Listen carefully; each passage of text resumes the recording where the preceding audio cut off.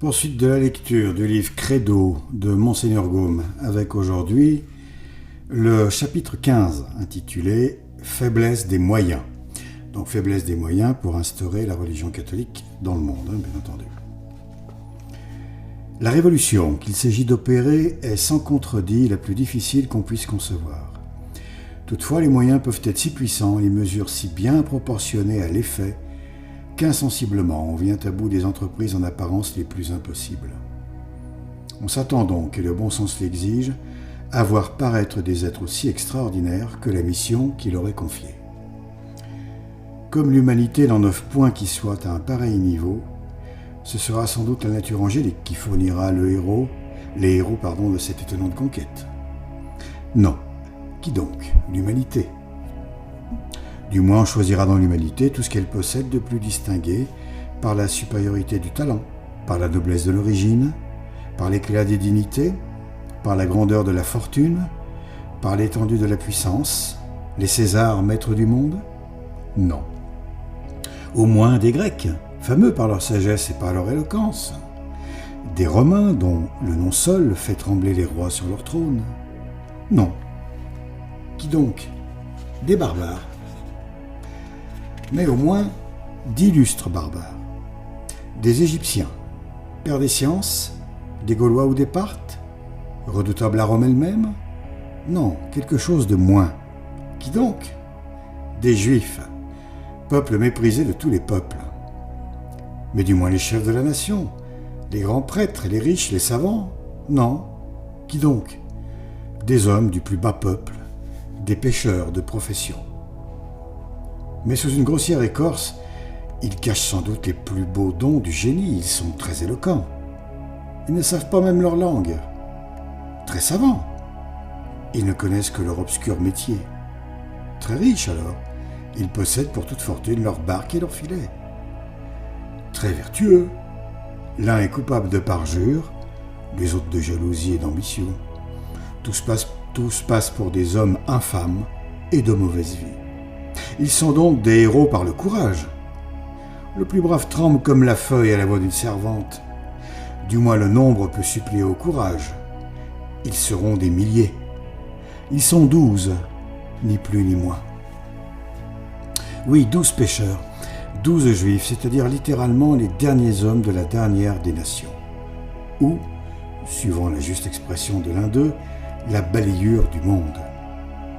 Tels sont, au témoignage unanime des Juifs, des païens, des croyants et des incroyants, les héros de la plus colossale entreprise qui fut jamais. Voilà ceux qui doivent se présenter dans les cours les plus polis, parler devant les académies les plus illustres, être les docteurs des rois et des peuples, convaincre les sages de folie, les philosophes d'ignorance, le monde entier de crimes et d'erreurs. En y appliquant tout ce que vous avez de génie, essayez de trouver une entreprise qui présente autant de disproportions entre les moyens et le but qu'on veut atteindre. Une troupe de 12 bateliers pour convertir l'univers. Quelle dérision! Chapitre 16. Grandeur du succès. Quelle sera l'issue de l'entreprise ? Une pareille question est résolue d'avance. Quel succès, je le demande, peut-on se promettre pour des hommes qui, ayant toutes les oppositions à vaincre, n'emploient comme moyen que des obstacles ?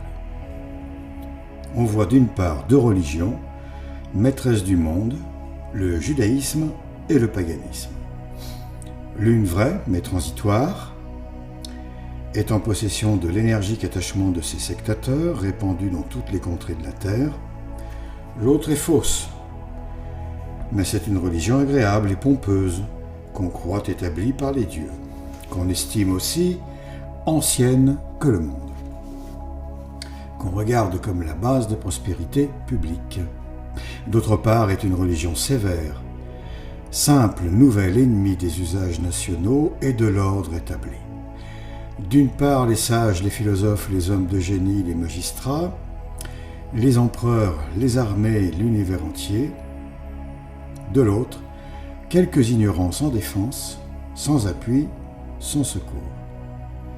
D'une part, l'autorité, la cruauté et la fureur, De l'autre, la faiblesse, la patience, la mort. D'une part, les bourreaux, de l'autre, les victimes. À qui est restée la victoire ? À l'univers, dit la raison. Aux 12 pécheurs, répond l'histoire. Oui, et l'histoire profane, écrite par les Juifs et par les païens eux-mêmes, témoins oculaires de l'événement et mortels ennemis des chrétiens, cette histoire apprend que le succès des pécheurs galiléens fut rapide, sérieux, réel, durable. Chapitre 17. Succès rapide. Le jour même où les étranges prédicateurs paraissent en public, 3000 Juifs tombent à leurs pieds et embrassent leur doctrine. Le lendemain, 5000 autres les imitent. Avec la rapidité de l'éclair qui sillonne la nue, avec l'activité du feu qui consume un champ de roseaux desséchés, le christianisme gagne la Samarie, la Syrie, l'Asie mineure. Smyrne, Éphèse, Corinthe, Athènes lui ouvrent leurs portes. L'Arabie, les grandes Indes, la Perse, l'Arménie, l'Éthiopie, la Libye, l'Égypte lui fournissent d'innombrables disciples. De l'Orient, il passe à l'Occident, et en quelques années, Rome, la demeure de Néron, la citadelle de l'idolâtrie, se trouve peuplée d'une multitude immense de chrétiens. Les Gaules, les Espagnes, la Grande-Bretagne et la Germanie les comptent par milliers.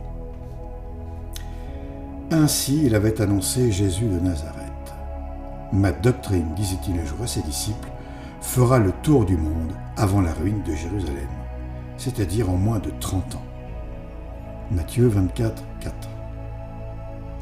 Les événements devancent le terme de la prophétie.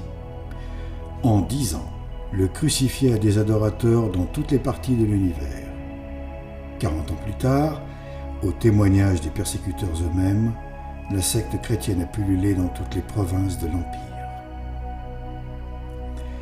Bientôt, un avocat du christianisme, Tertullien, dira sans crainte d'être démenti devant les magistrats romains « Nous ne sommes que d'hier, et déjà nous remplissons tout, vos cités, vos îles, vos forteresses, vos colonies, vos bourgades, vos assemblées, vos camps, vos tribus, vos décuries, le palais de l'empereur, le sénat, le forum. Nous ne vous laissons que vos temples. Nous pourrions même, sans nous révolter ouvertement, vous faire éprouver une ignominieuse défaite. Il suffirait de nous séparer de vous. Que cette immense multitude vint seulement à vous quitter pour se retirer dans quelques contrées lointaines, la perte de tant de citoyens de toutes conditions décrirait votre gouvernement et vous aurez assez puni. Épouvanté de votre solitude, du silence des affaires et de la stupeur du monde entier, comme frappé de mort, vous auriez beau chercher à qui commander, il vous serait resté plus d'ennemis que de citoyens.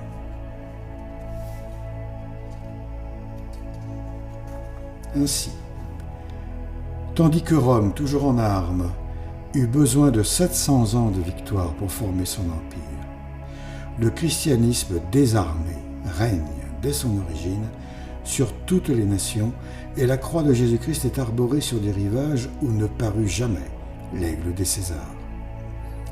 Moins de 3 siècles après sa sortie du Cénacle, la religion nouvelle a subjugué Rome elle-même, et, tranquillement assise sur le trône impérial, elle tient le sceptre du monde. Chapitre 18. Succès sérieux. Cet empressement pour le christianisme n'est point une spéculation capable d'enrichir, ni une affaire de mode qui flatte la vanité, ni un enthousiasme momentané qui trahit plus de légèreté que de réflexion, ni une détermination indifférente qui n'engage à rien. Se faire chrétien, c'est se vouer à la spoliation de ses biens et à la pauvreté. C'est se condamner aux insultes, au mépris, à la haine de ses proches, à la fureur du peuple, à la colère des empereurs, à l'exil, à la persécution. En un mot, c'est signer son arrêt de mort. Et quelle mort, grand Dieu! La mort au milieu des plus affreuses tortures, la mort au milieu des battements de main de tous les spectateurs. Eh bien, cet arrêt de mort est signé non pas par quelques fanatiques, mourant pour soutenir une opinion, mais par des témoins qui affirment des faits sensibles, vus de leurs yeux et touchés de leurs mains. Il est signé non dans un coin du monde, non dans l'espace de quelques mois ou de quelques années. Il est signé, sollicité même avec ardeur, accepté du moins avec action de grâce, par des multitudes innombrables d'hommes, de femmes, d'enfants, de jeunes vierges, de vieillards, de sénateurs, de consuls, de généraux d'armée, de savants, de philosophes, de riches et de pauvres, dans toutes les contrées qu'éclaire le soleil, et cela pendant 3 siècles. En vain, les édits de proscription se multiplient et tombent sur les chrétiens comme la grêle dans un jour d'orage. En vain, des légions de proconsuls, traînant après eux des armées de bourreaux et le formidable appareil de tous les genres de supplices, parcourent les provinces pour jeter l'épouvante. En vain, les échafauds se dressent de toutes parts. En vain, les bûchers s'allument sur tous les points de l'Empire. En vain, les bêtes féroces que nourrissent les forêts de la Germanie ou que recèlent les déserts de l'Afrique sont amenées par milliers dans les amphithéâtres et dans les cirques pour dévorer les chrétiens. Le feu de la persécution ne fait qu'accroître l'ardeur du martyre. Du haut de leur trône, les maîtres du monde ordonnent d'adorer les dieux et on les méprise. Du haut de sa croix, Jésus ordonne de venir à lui et on y court à travers les gibets et les bûchers. L'Olympe tout entier tremble sur ses autels. Les magistrats pâlissent au milieu de leurs faisceaux. Les bourreaux eux-mêmes se lassent. La hache émoussée leur échappe des mains. Et, chrétiens à leur tour, ils mêlent leur sang au sang de leurs victimes. Si vous lisez les bulletins de ce gigantesque combat, vous trouverez, d'après les calculs les plus consciencieux, 11 millions de martyrs pendant les 3 premiers siècles. Sur ce nombre, Rome seule en compte plus de 2 millions. Chapitre 19. Succès réel. Le christianisme n'agit pas seulement à la surface, il pénètre dans les profondeurs de l'humanité. Sous son action, les cœurs les plus amollis se retrempent. Les vices les plus enracinés font place à des vertus solides. L'humilité détrône l'orgueil, la douceur et le pardon des injures, la vengeance et la cruauté. Et dans ce monde où la veille encore Auguste n'avait pu trouver 7 vestales, germe un peuple de vierges. Les idées subissent un changement analogue. Aux erreurs grossières, aux tâtonnements éternels sur Dieu et sur la providence, sur l'homme, sa nature et ses destinées, sur le monde, son origine et le but de son existence, succèdent des connaissances si complètes et si précises qu'elles font encore aujourd'hui toute la supériorité des nations chrétiennes sur le monde païen. Poussant plus loin son influence salutaire, la religion nouvelle modifie toutes les lois du genre humain dans l'ordre religieux, politique, civil et domestique. Dans l'ordre religieux, d'un pôle à l'autre, les innombrables divinités qui buvaient le sang des hommes et qui s'honoraient de leurs crimes sont renversées de leurs autels. Alors, par divinité, il faut entendre ici, on le sait, l'Église l'a toujours affirmé, le Christ l'a affirmé, bien entendu, il s'agit de démons. Les dieux des païens sont des démons, des anges déchus. Voilà, il n'y a qu'un Dieu, c'est le Dieu catholique, un et trine, donc Jésus-Christ est le Verbe, le Fils éternel, la deuxième personne de la très sainte Trinité, et c'est comme ça. Poursuivons. L'unité de Dieu brille sur le monde comme le soleil levant sur la nature. De sa pure et vive lumière, ce dogme éclaire, embellit, vivifie l'humanité. Dans l'ordre politique, grâce à la doctrine de Jésus de Nazareth, les peuples cessent de voir des ennemis dans les étrangers. La maxime sauvage « malheur aux vaincus » est effacée des anciennes militaires et oubliée des vainqueurs. À la loi de haine, antique base des sociétés païennes, succède la loi de charité, qui fait de tous les hommes les membres de la même famille. Commentaire, donc oui, la même famille puisque nous provenons tous de deux parents, les deux mêmes parents, Adam et Ève. Quant à la charité, la définition, une véritable définition de la charité, c'est trois choses. Premièrement, le premier commandement, l'amour pour Dieu. L'amour des créatures humaines pour Dieu. Eh bien, ou angélique même. Cet amour doit être au-dessus de tous les amours. On doit aimer Dieu plus que tout, plus que sa propre épouse, plus que ses enfants, plus que ses parents, plus que n'importe quel individu que l'on peut admirer, et plus que soi-même. Ensuite, il faut l'amour pour soi-même, mais pas un amour narcissique, bien entendu. Il faut s'aimer d'une façon très sensée, parce que Dieu nous aime, plus ou moins naturellement. Dieu n'aime pas tout le monde à égalité, contrairement à ce qu'on peut entendre ici et là. Dieu a une préférence, bien entendu, pour la Sainte Vierge. Cela paraît tout à fait naturel, son chef-d'œuvre. Il va préférer la Sainte Vierge à des assassins, à des tueurs en série, des psychopathes, style Mao, Staline et compagnie, enfin voilà quoi. Et tous ceux que l'on connaît aujourd'hui, car ils pullulent comme jamais. Nous sommes dans un monde de psychopathes comme jamais auparavant. Et même, on peut dire que les peuples sont entraînés vers une attitude psychopathique, sociopathique, dont ils ne se rendent même pas compte, pour la plupart des gens. Ça ne veut pas dire tout le monde, mais ça touche beaucoup de personnes. Ça peut toucher tout le monde si l'on n'y prend pas garde. Et cette forme de psychopathie, d'ailleurs, s'appelle la psychopathie d'adoption, et non pas de nature. Mais passons. Donc, grâce à la doctrine du Christ, les peuples ne voient pas d'ennemis dans les étrangers, certes, mais on parle ici sur le plan des races, des étrangers, les peuplades.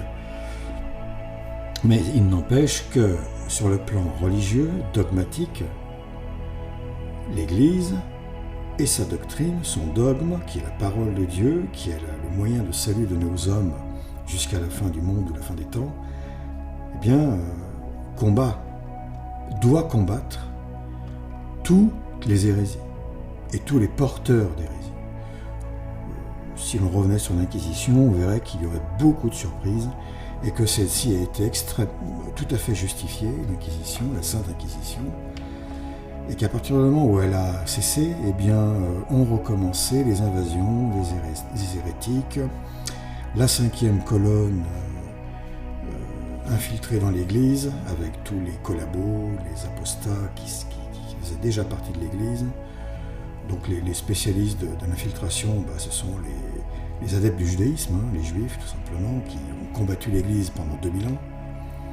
Ils ont obtenu non pas une victoire, mais un semblant de victoire à Vatican II, en faisant semblant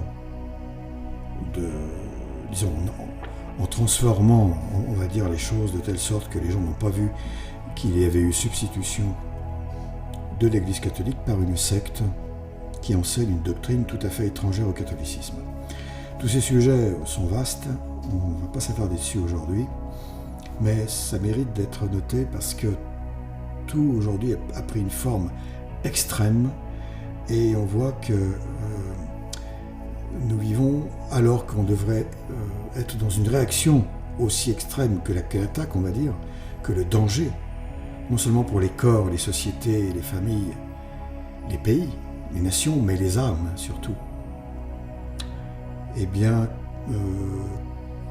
à l'inverse, on a une attitude tout à fait conciliante avec l'ennemi, approbatrice, bref, enfin voilà, une espèce de collaboration, en espérant que l'ennemi ne soit pas trop méchant, pas trop cruel avec nous, enfin bon. C'est absolument n'importe quoi. Mais poursuivons la lecture. Donc, la loi de haine antique, voilà, succède la loi de charité. Nous en étions à la charité. Troisième point, pardon, il me semblait bien que j'oubliais quelque chose. Donc, premier point, l'amour pour Dieu plus que tout. Deuxième point, l'amour pour soi parce que Dieu nous aime. et que si l'on ne s'aime pas, on est en opposition avec Dieu, en contradiction avec le Seigneur. Troisième point, l'amour des autres, l'amour de l'autre, du prochain. Alors le premier prochain d'un catholique, c'est un catholique, c'est son frère, puisqu'il a le même Dieu pour père et le même frère qui est Jésus-Christ, que son prochain ou sa prochaine, qui devient sa sœur. Et les autres, les païens, donc ceux qui ne sont pas catholiques, passent en second rang, bien entendu, en termes de préférence, c'est tout à fait logique. Et néanmoins, ils ont droit à tout le respect naturel qu'on doit avoir, toute la compassion, etc., qui sont inhérentes à l'être humain, on va dire, et aux bonnes mœurs. Voilà, donc, eux, on doit les aimer, l'autre, disons, pour résumer, autrui doit être aimé comme soi-même. C'est-à-dire qu'on on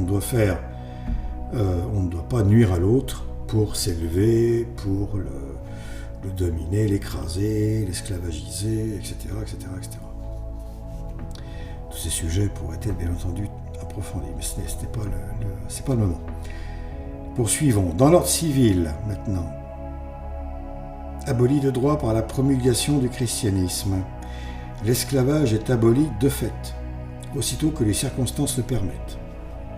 En passant, on voit que le mensonge touche absolument tout. Toutes les grandes causes du passé. Aujourd'hui, si on écoute la propagande du système ou de la pensée unique, eh bien on a l'impression qu'évidemment l'Église a été une grande esclavagiste, que les chrétiens étaient des grands esclavagistes, alors que c'est tout à fait l'inverse. Et on sait tous que les plus grands esclavagistes ont été les Juifs et les Arabes notamment, les musulmans. D'ailleurs ça continue avec aujourd'hui, dans certains endroits. En attendant, oui, puisque c'est l'Église catholique qui a aboli l'esclavage, là où elle était instaurée. En attendant, l'esclave n'est plus regardé comme une chose dont il est permis d'user et d'abuser, comme un être d'une nature inférieure qu'on outrage sans pitié, qu'on crucifie pour une caille échappée de sa cage ou qu'on fait dévorer par les murènes pour une assiette cassée. Il n'est pas jusqu'aux pauvres, objet de haine et de mépris universel, qui ne deviennent un être chéri, un être sacré pour lequel se bâtissent les palais, et à qui le riche donne son or pour le nourrir, ses fils pour le protéger, ses filles pour le soigner, lui-même enfin pour le servir. Dans l'ordre domestique, rappelé à sa dignité première, que dis-je, à une dignité plus haute, le mariage est sanctifié, dans l'acte même qui le constitue, comme dans tous les devoirs qu'il impose. Les deux chancres des sociétés païennes, la polygamie et le divorce, autorisés par toutes les législations antiques, deviennent un double crime. Reconstruire sur la base de l'unité et de l'indissolubilité, la famille reprend sa vigueur et sa noblesse. Le père cesse d'être un despote, la femme une esclave, l'enfant une victime. C'est magistralement bien résumé. Et quand on regarde aujourd'hui en quoi consiste la destruction de la famille, en quoi elle a consisté, parce que maintenant c'est fait, qui est la cellule du corps social, sans cellule encore, eh bien, il n'est pas là, il meurt, il se désagrège. On peut voir que le père, depuis longtemps, est présenté comme justement un despote. Et puis c'est pas normal, parce qu'il y a l'égalité, alors donc le poupon est égal à son père, bien entendu, le chien est égal à la mère, et ainsi de suite, quoi. Non, c'est n'importe quoi. La femme, une esclave, ça encore, c'est une présentation totalement niaise, avec laquelle on présente la famille, mais sur la famille catholique, j'entends. Pas ça existait, mais chez les païens, dans des sociétés relativement barbares, ça existe encore d'ailleurs. Mais chez les catholiques, ce n'est absolument plus ça. Chacun a son rôle, il y a une hiérarchie, mais tout est en ordre, tout est en ordre. Et l'enfant ne fait pas la loi, et pour autant n'est pas considéré comme une victime. Chaque chose à sa place. Chapitre 20, il y a trop à dire sur toutes ces choses naturellement. Chapitre 20, succès durable. Quand vous promenez vos regards sur la face du monde, que voyez-vous? Des ruines, et encore des ruines. Ruines matérielles et ruines morales. Partout, l'homme se trahit dans la fragilité de ses œuvres. Babylone est tombée. Carthage, Thèbes, Sparte ne sont plus. D'Athènes, de Corinthe, il ne reste que des débris. Rome elle-même, cette superbe reine des nations, à qui ses dieux avaient promis l'éternité, Rome qui croyait avoir anéanti jusqu'aux non-chrétiens, dort ensevelie avec ses dieux et ses Césars sous les ruines mutilées de ses palais et de ses temples. Que sont devenues les institutions des peuples les plus fameux, les systèmes des philosophes les plus renommés, les codes des législateurs les plus sages? Où sont les intelligences qui s'en nourrissent, les sociétés qui en vivent? Inconnus du vulgaire, sans autorité, sans application, simple objet de curiosité pour l'érudit, ces chefs-d'œuvre du génie figurent parmi les connaissances humaines à peu près comme les momies égyptiennes dans un musée d'antique. Tout a changé, tout a disparu, tout est mort. Institutions, systèmes, lois, empires, 20 fois depuis 18 siècles se sont écroulés pour faire place à d'autres institutions, à d'autres systèmes, à d'autres lois, à d'autres empires, qui à leur tour sont effacés par des créations non moins fragiles. D'ailleurs, à ce propos, il y a une loi métaphysique qui s'applique à l'individu comme à la collectivité, et comme à toute chose, montagne compris. C'est la loi du chaos, dite du chaos ou du désordre, par laquelle il est affirmé que tout désordre engendre un désordre nouveau qui est inférieur au premier par la durée et supérieur en puissance. Alors, supérieur en puissance, ça se comprend facilement parce que lorsque, par exemple, le ton monte entre deux individus, une altercation pour une cause quelconque, ça ne va pas du premier mot vers la douceur. Ça va du premier mot vers des grands mots et des grands cris, généralement, voire des coups, voire jusqu'à la mort. Et puis, ça s'arrête d'un coup ou presque. Mais en tout cas, chaque chose qui suit l'autre, chaque désordre, chaque niveau de violence, si vous voulez, franchi, ou de désordre pour la nature, eh bien, franchi est supérieur en puissance au précédent, mais inférieur en durée. Si bien qu'il y a une autocondamnation. Une condamnation de toute chose. Et toute chose est comme ça, en fait. On sait que toute chose contient le germe de sa propre mort, en elle-même. C'est comme ça, pour l'homme, c'est comme ça depuis le péché originel. Normalement, ça n'aurait pas dû être comme ça. Mais poursuivons. En sera-t-il de même de l'édifice élevé par les pécheurs galiléens? 18 siècles de durée vous répondent. Leur œuvre est exempte de la caducité des choses humaines. La révolution qu'ils opèrent n'est point un changement passager, qu'un siècle a vu s'accomplir et que le siècle suivant voit disparaître. À la différence de tous les autres événements consignés dans l'histoire, le passage du monde au christianisme est un fait toujours subsistant. En dehors, tout est vicissitude, fragilité, ruine. Et on peut rajouter aujourd'hui tyrannie. À ce propos,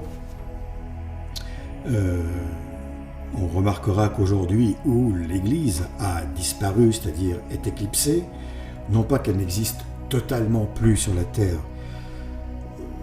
ce qui serait très très très grave, enfin bien entendu, puisque tout laisse penser que Dieu exterminerait tout simplement tout ce qui bouge, étant donné que plus rien n'aurait de possibilité de salut, c'est-à-dire plus aucun être humain n'aurait une possibilité de sauver son âme, hormis les saints qui mourraient sans besoin d'extrême onction, sans besoin de confession, entre le moment où l'Église a disparu complètement et le moment où il meurt.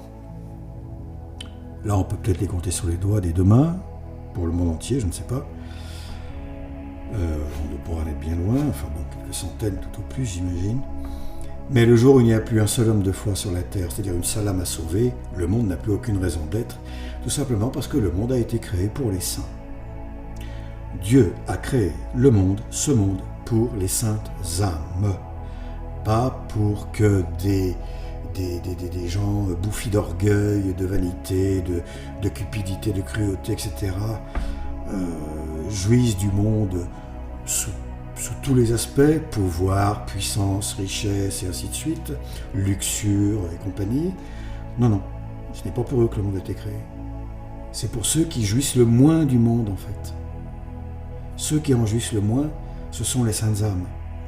Même si parmi les saintes âmes, il y a eu des vies qui ont connu des richesses à un moment donné, la richesse, la fortune, la pauvreté, peu importe, mais la sainteté, évidemment, ce n'est pas d'être attaché aux biens et aux valeurs et aux choses de ce monde. Évidemment, c'est tout l'inverse. C'est d'être attaché aux biens, aux valeurs et aux richesses éternelles et au bonheur éternel du paradis. Hein, voilà. Donc, la tyrannie, eh bien, j'en étais là à la tyrannie. Oui, la tyrannie, d'ailleurs, aujourd'hui est mondiale. Voilà, tout le monde le voit, tout le monde peut le constater. On ne va pas revenir en détail sur ce qui se passe avec cette affaire de virus et compagnie. Le port de la muselière obligatoire et tout ça, non. Ce sont des comment dire, des impératifs, des rapports de maître à esclave aujourd'hui. C'est absolument incroyable. Il y a tellement de choses à dire, franchement. Il faudrait consacrer des heures à tout ça, mais ce n'est pas le lieu de le faire. Mais en tout cas, il faut noter une chose, c'est que depuis que l'Église n'est plus visible, depuis qu'elle est éclipsée, comme la Sainte Vierge l'a annoncé, avec pas mal d'années d'avance, en 1848 à la Salette, eh bien Rome l'Église sera éclipsée, et auparavant elle avait dit Rome perdra la foi. Alors pas l'Église perdra la foi, parce que l'Église est la foi. L'Église ne peut pas perdre la foi. L'Église, c'est la foi. C'est le dépôt de la foi qui a la charge de conserver et d'enseigner. Et Rome, Rome c'est les structures, on va dire ça comme ça, c'est l'apparat, les coutumes, les structures physiques, les bâtiments, les richesses de l'Église. Tout cela est passé à l'ennemi. À force de se faire infiltrer, à force de se faire combattre, à force de faiblesse des clercs, eh bien l'Église, et puis après des clercs d'abord et des fidèles ensuite, laïcs, eh bien l'Église a fini par être mise sous le tapis, éclipsée par une étoile noire. Une étoile noire, ça rappelle Nibiru, bien entendu, la planète X, ce n'est pas pour rien si sur le plan cosmique, il y a une analogie avec ce qui se passe sur le plan spirituel et humain. Ce n'est absolument pas pour rien. L'univers est en harmonie constante, que ce soit dans le chaos ou dans le mal, si vous voulez, ou le bien. Et donc, depuis qu'une secte, en fait, judéo-maçonnique, judéo-communiste, avec tous les apostats, les collabos qui étaient auparavant sans doute catholiques, qui l'ont été un jour, et puis qui sont devenus hérétiques, et puis apostats, et qui ont pactisé, on va dire, avec les forces antichristiques, les forces du diable, satanique, pour détruire l'Église catholique complètement. Eh bien, cette secte, prise dans un sens large, a fini par s'imposer au Vatican et a remplacé la véritable Église catholique tout en se faisant passer pour elle. Ce que n'ont pas compris des centaines de millions de, entre guillemets, chrétiens. Ils ne l'ont pas compris. Quant aux autres, ça les arrange de continuer à le croire, même s'ils voient bien qu'il y a une énorme arnaque là-dessous. Je parle des protestants, par exemple, qui se régalent à cracher sur pas l'Église, mais ce qui se fait passer pour l'Église depuis 60 ans, depuis le faux concile truqué Vatican II, un concile pipé comme un jeu de casino, et qui a donc permis, encore une fois, à l'ennemi de parvenir à ses fins, des fins quasiment inespérées 2 siècles auparavant. Enfin, c'est absolument incroyable qu'autant de gens aient cru. Alors au début, on peut très bien le comprendre. C'est tellement énorme que la stupéfaction fait qu'on est un peu aveugle, qu'on ne veut pas le croire, que c'est trop dur à accepter, que c'est trop gros. Mais au fil du temps, les preuves arrivant une à une, etc., les écrits, les témoignages, eh bien, des centaines de millions de catholiques auraient dû le rester en disant que nenni, on ne veut pas de cette affaire, vous n'êtes pas l'Église catholique, vous êtes judéo-protestant ou je ne sais pas quoi, donc dégagez, vous enseignez une autre religion que le catholicisme, on ne veut pas de vous. Si des centaines de millions de fidèles avaient fait cela, l'apostasie d'une partie du clergé n'aurait pas suffi à ce que les forces des ténèbres gagnent la partie. Certes, provisoirement, jusqu'au retour du Christ. La parousie, le retour du Christ, va mettre un point final à cette guerre bimillénaire en mettant tout le mal et tous les méchants en enfer d'un coup. Le Seigneur va revenir glorieux, en toute puissance, en toute gloire, et comme le juge suprême. Ça va faire très très mal. Ce jour-là, ça va être sidérant, à un point inimaginable. Voilà, donc la tyrannie s'est instaurée sur la terre depuis que l'Église, progressivement, depuis que l'Église catholique est éclipsée, et donc cachée par un faux soleil tout noir, lui, qui enseigne la religion du diable, des ténèbres, une religion satanique, mondiale, qui en fait, au final, un syncrétisme entre les trois grandes religions, on va dire monothéistes, entre guillemets, judaïsme, islam, christianisme,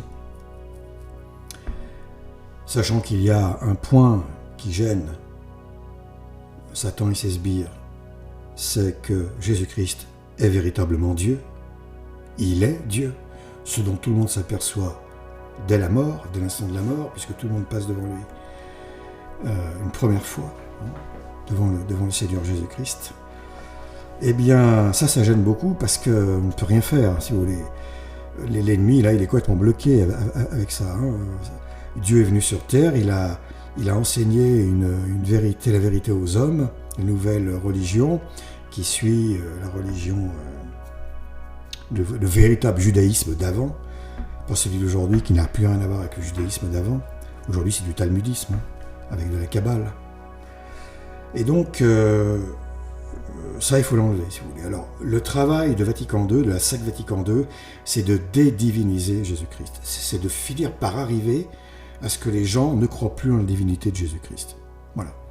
Une fois que c'est fait, et c'est quasiment fait aujourd'hui, eh bien, ils vont pouvoir faire leur purée, leur très mauvaise soupe, là, dans le chaudron infernal, et sortir l'agneau, en fait, une religion gnostique, tout simplement, un super panthéisme naturaliste et compagnie, avec les démons par-ci, par-là, mais qui seront présentés comme des dieux, bien entendu.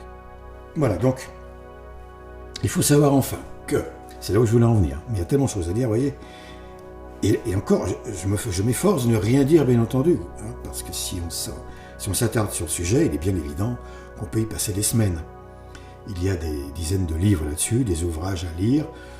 J'en donnerai surtout quelques-uns. J'en indiquerai surtout quelques-uns. C'est pas la peine de tout lire. Là, c'est très décourageant de voir qu'on peut lire 1 kilomètre de pages. Non. Il suffit de lire les bons ouvrages qui suffisent, on va dire. C'est pas la peine d'aller non plus dans tous les détails de cette histoire. Il faut surtout comprendre en synthèse ce qui s'est passé.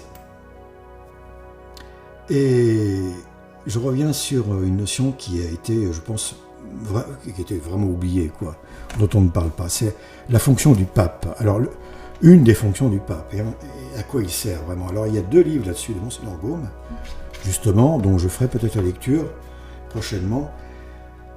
C'est « À quoi sert le pape ?»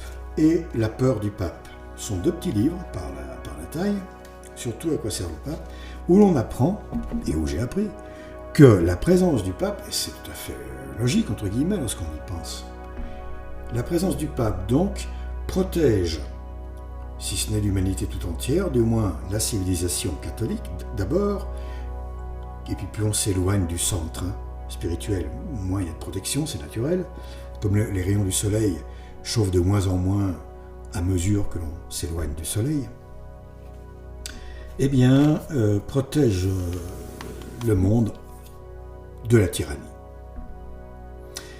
Alors, cette tyrannie qui justement aujourd'hui a frappé le monde tout d'un coup, comme subitement, début d'année pour l'Occident, fin d'année, toute fin d'année pour l'Asie, la Chine, là, avec cette grande manipulation, ce couteau suisse viral qui permet tant et tant et tant de choses, et notamment tant de suppression de libertés humaines essentielles, ontologiques, régaliennes. L'homme a des droits régaliens, comme une société a ses lois régaliennes. Eh bien, les droits de l'homme, mais je ne parle pas des droits de l'homme républicains franc-maçonniques, je parle des droits de l'homme régaliens qui sont la liberté de parole, la liberté de... Enfin, selon certaines normes aussi. L'Église catholique n'a jamais dit que tous les hérétiques pouvaient gueuler sur les toits leurs mensonges assassins d'âme sans scrupule, en toute... Non, absolument pas. On ne parle pas de ce genre de liberté-là. Bref, le pape protège le monde, protégeait, puisqu'il n'y en a plus depuis 60 ans, depuis Pie XII, le dernier pape, et il n'y a plus aucun pape depuis environ 60 ans, si bien que l'humanité est livrée à qui ? Eh bien aux forces de l'ennemi, aux forces du diable, aux forces de l'antéchrist. Donc, cela c'est constatable. Le pape, c'est la présence du Saint-Esprit, le Saint-Esprit qui protège le pape de l'hérésie dans l'exercice de son magistère. C'est ce qu'on appelle l'infaillibilité papale. Un vrai pape ne peut pas se tromper dans l'enseignement en ce qui concerne l'enseignement magistériel, pour faire court. Cette protection, cette assurance de la vérité est donnée par le Saint-Esprit, l'Esprit Saint. Le pape ayant disparu de la planète, il n'y a plus de pape depuis 55 ans environ, eh bien, plus depuis 60 ans, qu'est-ce que je raconte ? Eh bien, plus de 60 ans même, eh bien dans ce cas, vous aurez non pas la présence du Saint-Esprit, semble nous dire Dieu, vous ne voulez pas de la présence du Saint-Esprit, vous aurez la présence de l'esprit de Satan, le verbe de Satan. Voilà. C'est-à-dire les forces de l'Antichrist et, à terme, l'Antichrist en personne. Alors, le système de l'Antichrist, la pensée de l'Antichrist, les valeurs de l'Antichrist qui sont absolument monstrueuses, évidemment. C'est le renversement de toutes les lois naturelles et autres et compagnie. C'est la promotion du vice sous toutes ses formes, enfin des choses les plus infâmes, jusqu'à boire le sang des enfants, l'adrénochrome. Bon, ça s'est fait depuis des milliers d'années. Ce n'est pas nouveau, seulement c'est très répandu maintenant, essentiellement parmi les gens de pouvoir. Et ce satanisme se répand bien dans toutes les couches populaires. Il y a de plus en plus de satanisme, chez la jeunesse notamment, qui est très très très affectée, via la musique par exemple. Évidemment, les médias dits de masse, la télé, les réseaux comme Netflix, OCS et compagnie, enfin, qui diffusent sans arrêt de la contre-initiation.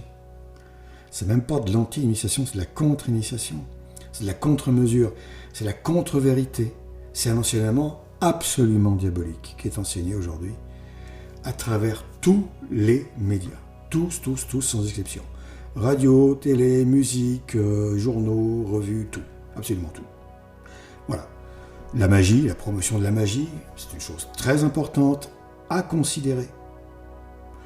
Notamment les magiciens dits de rue, qui le sont de plus en plus, qui sont de plus en plus nombreux, et de moins en moins de rues, de plus en plus de spectacles officiels, entre guillemets.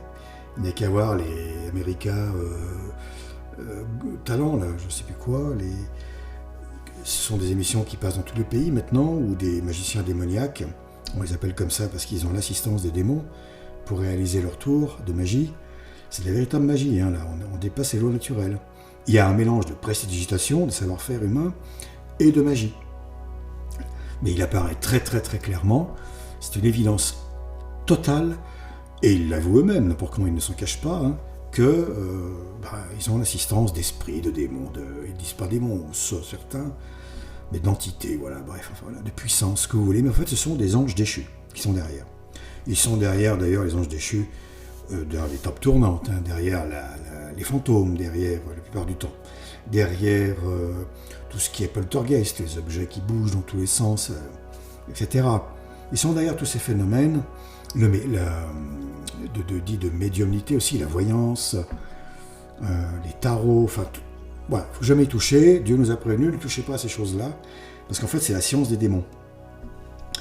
La Kabbale, c'est un peu les mathématiques qui permettent de décoder ou de faire intervenir les mécanismes de cette, entre guillemets, science surnaturelle. Voilà, c'est comme, disons, promulguer des mantras ou des invocations pour que tel phénomène se produise, telle chose se produise. La Kabbale, c'est le langage, si vous voulez, informatique pour l'ordinateur, et là, c'est le langage, on va dire spirituel, puisqu'on ne voit pas trop d'autres mots, par le bas, pas vers le haut, bien sûr, on n'est pas vers Dieu, on est vers le diable, vers l'enfer. Le langage spirituel qui permet de parler, d'invoquer, de rentrer en contact avec le monde des anges déchus, des démons. Voilà.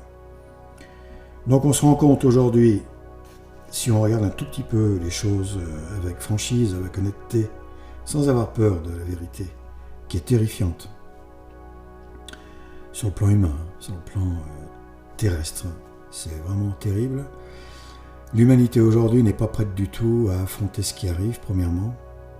Elle n'arrivera pas à s'en sortir, seule, c'est impossible. Dieu seul peut venir à bout aujourd'hui des forces des ténèbres, qui sont partout, qui ont tout infiltré, absolument tout. Du haut en bas, de bas en haut, en largeur, en puissance, en tout ce qu'on veut. Et il faudrait, pour qu'on s'en sorte, un retour massif à la religion catholique authentique. Celle qui a été enseignée pendant pratiquement 2000 ans, jusqu'à, on va dire officiellement, pour faire très simple, Vatican II, le faux concile, qui a démarré en 62 et s'est terminé en 65, jusqu'à la mort du dernier pape Pie XII, même s'il était tendancieux sur beaucoup d'aspects, peu importe, on va dire c'était encore, en tout cas espérons-le, un pape valide surtout pour lui, pour son âme. Depuis, il n'y a que des antipapes, des imposteurs, des imposteurs, des charlots, ce qu'on veut, enfin bon. Mais des gens qui ont fait un mal fou, très intelligents, évidemment. Plus ou moins. Ratzinger, Jean-Paul II était très intelligent, par exemple. Très fin, surtout Ratzinger, fin, dans le mal, dans la façon de distiller le poison de l'hérésie. Bergoglio, lui, non, c'est la bétonneuse, enfin, le tractopelle, quoi. Lui, il arrache les souches qui restent, les quelques souches doctrinales, et encore, il n'en reste plus, je crois. Mais enfin, s'il en restait, il les a arrachées avec la délicatesse d'une pelleteuse, et aujourd'hui, ce gars-là, si on le prend pour un pape, moi j'ai beaucoup de mépris pour lui, je le dis très clairement, je méprise totalement cet individu. C'est un monstre. Et je pense que c'est le faux prophète de l'Antéchrist. Voilà. C'est le dernier, il n'y aura aucun autre antipape après, c'est terminé. Je crois que le signe nous a été donné, si je ne me trompe, le 12 ou 13 février 2013, lorsque la foudre est tombée au moins 2 fois sur le dôme du Vatican, que ça a été filmé. C'était normal, il fait un orage monstre, le gars, il se balade, c'est évident, avec son appareil photo à la main, on ne sait jamais ce qui peut arriver, donc voilà. Vous vous rendez compte que quelqu'un a pu filmer ces 2 éclairs. Bon, c'est providentiel, évidemment. C'est providentiel. Il a été, entre guillemets, poussé à le faire par le ciel. Pour qu'on puisse comprendre, pour que les gens qui savent un petit peu, qui ont un peu le sens catholique, là, puissent interpréter cet événement. Ça tombait avec la démission de Benoît XVI. Entre guillemets, démission, bien entendu, il a été mis dehors. Il a été foutu à la porte, pour parler clairement. Puisque c'était le moment que le dernier, là, le Bergoglio, vienne le remplacer. Et donc, ces 2 éclairs ont clairement signifié, d'après la plupart des gens qui connaissent un peu ces choses-là, qui sont habitués à ces choses, la fin de la cité catholique en tant que cité de prêtres régie par des prêtres. Bergoglio n'est pas prêtre. L'Argentin Bergoglio n'est pas prêtre parce qu'il a été faussement, invalidement ordonné prêtre selon le rituel Paul VI qui est invalide. Le rituel d'ordination des prêtres de Paul VI est super douteux, invalide. Il n'est pas prêtre. Le poisson rouge de votre voisin est aussi prêtre que Bergoglio. Voilà. Alors, un pape non prêtre, déjà, c'est une interdiction totale, formelle, évidemment, ça n'a aucun sens. Hein. Et non seulement il n'est pas prêtre, mais il est tout sauf catholique. Donc, comment peut-on être à la tête d'un corps, et ça vaut pour tous les antipapes, depuis Jean XXIII, Roncalli jusqu'à lui, peut-on être à la tête d'un corps, comme disait, je ne sais plus, peut-être Léon XIII, à la tête d'un corps auquel on n'appartient pas. Le corps mystique étant celui de l'Église. C'est impossible. Bon, toutes ces choses-là devraient être évidentes pour, à mon sens, et à notre sens, tout le monde. Tout le monde, disons, tout homme de bonne volonté qui est touché par ces choses-là. De près ou de loin, familial, et compagnie. Ce n'est pas le cas, loin, loin, loin s'en faut. Et il y a même une 5e colonne, on va dire ça comme ça. Je ne citerai pas de nom pour pas agrandir la blessure ou créer un jugement indirect sur certaines personnes qui ne se rendraient pas compte à l'intérieur de cette organisation.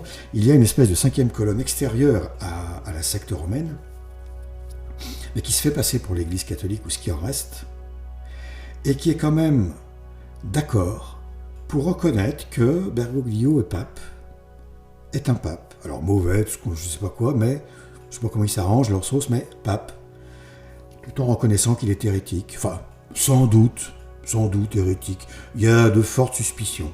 Oui. Ah oui. Eh bien, dites-moi, très franchement, et puis donc, on peut reconnaître qu'à Rome, c'est l'Église catholique. Hein, voilà. Tout simplement. Hein. Blessé, en train de vivre sa passion, etc. etc. Bon. Ah bon.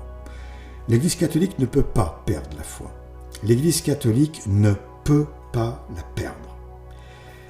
Le pape Vigile, dès le IVe siècle, au début du IVe siècle, oui, de mémoire, je n'ai pas le texte sous les yeux, avait clairement énoncé de façon magistérielle, ex cathedra, que les portes de l'enfer, alors tout le monde connaît l'expression, les portes de l'enfer ne prévaudront pas contre mon Église, les paroles du Seigneur.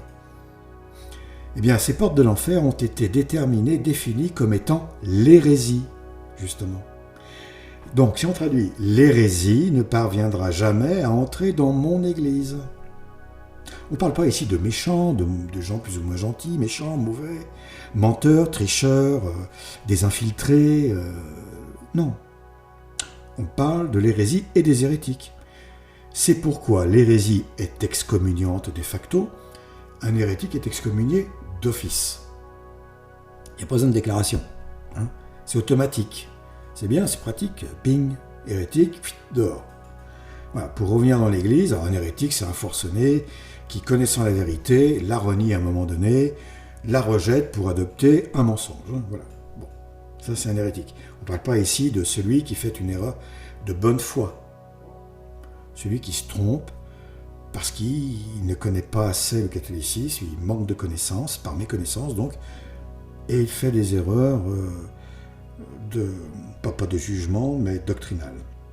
S'il est de bonne volonté et s'il est sincère, il n'y a aucun doute que Dieu le guidera vers la solution, vers la vérité, qu'il découvrira et qu'il adoptera tout de suite. Ah, mince, je me suis trompé, oulala, c'est ça la vérité, ah oui, ça, voilà.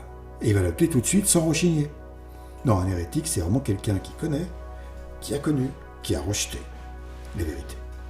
Donc qui dit, en quelque sorte, Dieu, vous vous trompez. Hein, vous qui avez tout créé, de l'atome à l'univers, en passant par les corps humains, les anges et tout, vous vous êtes trompé. Vous vous trompez là-dessus, hein, sur ce point, hein, je peux vous le dire. Hein. Moi, la créature, là, qui vient du néant, hein, avec mes deux petites jambes, là, le petit bipède, je vous le dis, vous êtes trompé. Hein. C'est bien d'être humble comme ça, hein, c'est bien. Non, alors un orgueil comme ça, vous voyez, ça passe pas. Donc, excommunié, hein, direct. Eh bien ça, donc, ça ne peut pas être dans l'Église.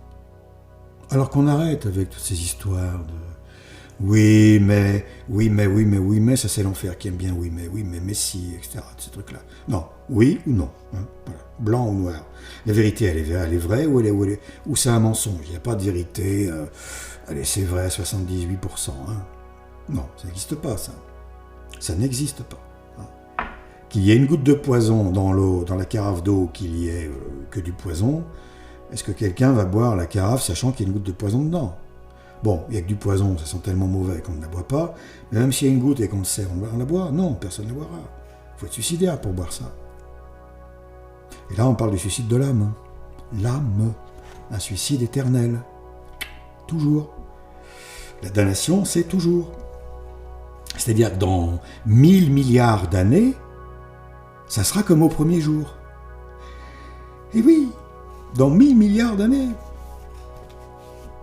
Que dire de 100 000 milliards d'années, hein? Ça sera toujours comme au premier jour, et ainsi de suite. C'est affreux, c'est absolument... Il n'y a pas de mots pour décrire ça. Alors, on doit tout faire pour vivre dans le bonheur. Et puis non seulement par peur de l'enfer et de la damnation, mais par amour pour Dieu, bien évidemment, mais ça c'est la phase 2. Hein, il n'y a aucun saint qui n'a pas eu peur de l'enfer, ça n'existe pas, ça. C'est des paroles de... qui fait l'ange fait la bête, hein, celui qui affirme ça, là. Qui affirme que oui, mais la peur de l'enfer, c'est pas pour moi j'aime Dieu, naturellement.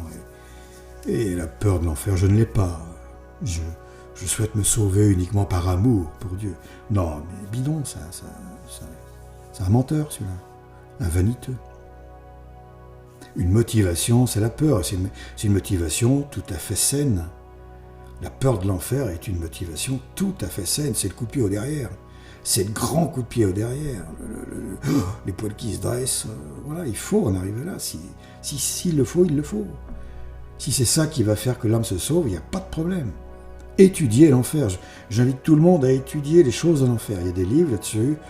Je mettrai quelques liens, il faudrait que j'y pense, etc. Il faut voir ces choses-là.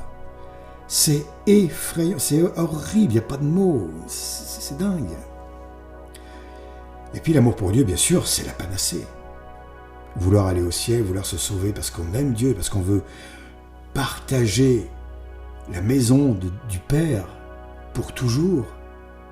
Vivre dans son amour, dans le tout, quoi, entre guillemets, c'est-à-dire l'infinité, la perfection, l'infini égale perfection. Hein. On en reparlera. Je pourrais alors dire ici, mais il y a des grosses confusions sur la notion d'infini, etc. Peu importe. Donc, bien entendu que ça, c'est la motivation suprême. Vouloir vivre avec le Père éternel, avec Jésus-Christ, celui qui est venu il y a 2000 ans, dont on parle tant, qui nous fait rêver, qui nous fait...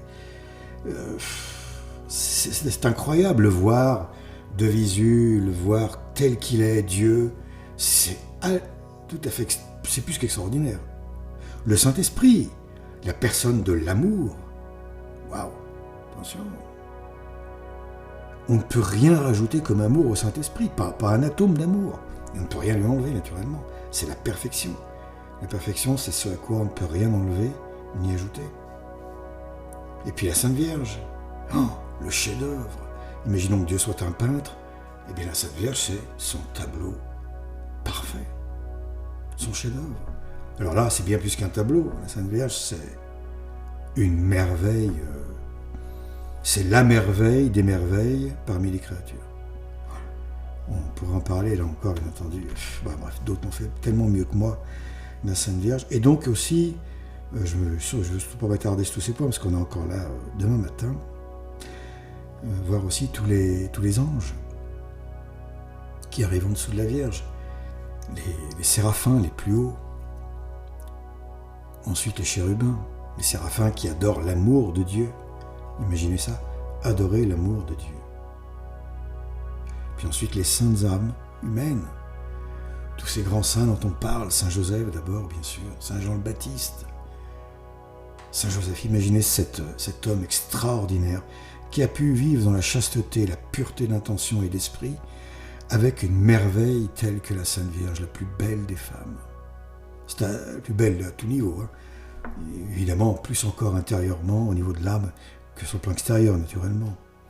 Elle était splendide, à n'en pas douter, mais intérieurement, ça dépasse tout. Bien Saint Joseph est resté, on va dire, de marbre quant à ce qui est le vice, quant à ce qui est la pensée douteuse, la pensée, voilà. C'est un exploit. C'est extraordinaire. Puis il n'y a pas que ça, c'est comme le Père de Jésus-Christ, quoi. Le Père du Seigneur qui lui a appris comment vivre. Beaucoup de choses, j'imagine. même si le Seigneur, en tant que Dieu, sait tout. Et puis, Saint Jean le Baptiste, l'âme la plus virile que l'humanité ait connue. Oui, l'âme la plus virile, encore une fois. Non, ce n'est pas Rambo, c'est Saint Jean le Baptiste. Eh oui. L'âme catholique est une âme virile, très virile. Il y a trop de périls à être catholique, il y a trop de dangers, trop de risques, trop de souffrances à être catholique. Pour être catholique jusqu'au bout avec une âme, on va dire, faible, quoi, tout simplement. Et puis tous les saints, voilà, les grands saints. Chacun a ses saints de prédilection, voilà. Donc, et puis soi-même, naturellement, faut savoir que chaque âme qui est au ciel, chaque âme humaine qui est au ciel, vit dans un bonheur qu'elle ne pensait pas pouvoir exister, bien entendu, un bonheur qui dépasse tout ce qu'elle peut concevoir aujourd'hui sur la Terre, un bonheur qui transcende complètement toute idée de bonheur terrestre, insatiable, c'est-à-dire qui n'arrive jamais à satiété, comme la faim par exemple ici, qui ne lasse jamais, qui n'est jamais routinier, pour toujours, sans aucune souffrance. Plus beau cadeau n'existe pas. Le Père éternel, voilà ce qu'il offre à ses créatures qui réussissent l'épreuve terrestre. Si quelqu'un trouve un plus beau cadeau, alors il est plus que Dieu. Évidemment, c'est absurde, c'est impossible, évidemment. C'est pas la peine de chercher, il n'y en a pas. Le bonheur éternel, pour toujours, sans aucune souffrance, un bonheur inimaginable, on ne peut pas faire mieux comme cadeau. Du moins pour les gens sains, d'esprit, et d'âme un peu, parce que il y en a qui imagineraient peut-être oh, j'aimerais bien pouvoir torturer des gens pour l'éternité. Voilà, c'est les démons. Là, on est dans le satanisme pur, là. Oh, il y en a peut-être des comme ça sur la Terre, des êtres humains. Pourquoi pas? Qui aime bien torturer sur Terre doit avoir quelques rêves, pourquoi pas? Enfin, le problème n'est pas là. Donc, voilà, on a terminé avec ce chapitre 20. Et on va finir avec le dernier paragraphe du chapitre 20. Il restait quelques lignes. Et voilà, j'arrête donc tous ces commentaires, mais ils peuvent être plus ou moins utiles selon les personnes qui écoutent, si les gens écoutent. Eh bien, ça peut être plus ou moins utile, vu que beaucoup de choses qui peuvent paraître évidentes pour beaucoup, eh bien, sont oubliées. À force de ne pas être dites ou répétées, eh bien, pouf, voilà, c'est fini, on n'y pense plus. Et c'est important de rappeler toutes ces choses, du moins nous le pensons. Voilà, on termine. Donc, seule, immuable, la société fondée par le Juif, donc par le Christ, n'a perdu ni un seul de ses dogmes, ni une seule de ses lois. Aujourd'hui encore, le monde civilisé vit encore de ses doctrines. Aussi jeune qu'au sortir du berceau, aussi forte qu'au jour de son adolescence, elle brave également la barbarie des peuples, le despotisme des rois, les orages des passions révoltées, la hache des bourreaux, les sophismes de l'impiété, les scandales de ses propres enfants, et demeure debout parmi les débris éparses de toutes les créations humaines. Connaissez-vous un succès qui puisse moins s'expliquer par les enseignements de l'histoire ou par les données de la science? Voilà. Eh bien, merci d'avoir écouté jusqu'ici et à bientôt.